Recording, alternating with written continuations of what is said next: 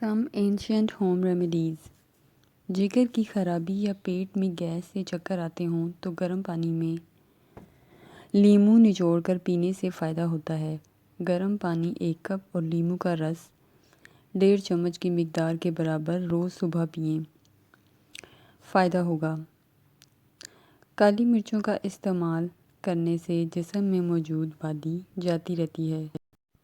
آنتوں کی بیماریوں کو دور کرنے کے لیے 3 چمچ کالی مرچیں رات کو پانی میں بھگو دیں، صبح سے چھان کر 4 چمچ شہد کے ساتھ استعمال کریں۔ بڑی آنت کی سوجن میں آپ گاجر کا رس بھی پی سکتے ہیں۔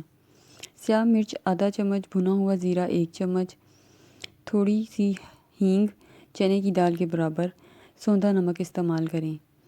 اس کے علاوہ انگور کھانے سے پھیپھڑوں کو طاقت ملتی ہے، نزلہ زکام دور ہوتا ہے، بلغم آسانی سے نکل جاتا ہے اور انگور کھانے کے بعد پانی نہ پئیں۔ انگور پھیپھڑوں کو طاقت دیتا ہے۔ دمے کے مریضوں کو اور جن لوگوں کو ٹی بی ہے وہ انگور کا استعمال کریں، ان کے پھیپھڑوں کو طاقت ملے گی۔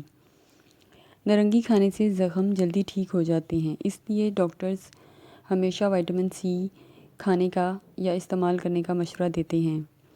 وٹامن سی استعمال کرنے سے جسم میں موجود قوت مدافعت بڑھتی ہے، امیونٹی بڑھتی ہے اور جراثیم سے لڑنے کی طاقت ملتی ہے، جسم صحت مند ہوتا ہے۔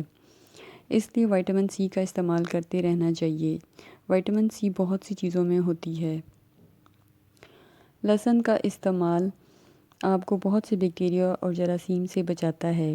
2 گانٹھ لہسن کو پیس کر 100 گرام تل کے تیل میں ملا کر گرم کر کے ملنے سے درد دور ہو جاتا ہے۔ شہد کا استعمال کرتے رہنے سے بھی جسم میں قوت مدافعت بڑھتی ہے۔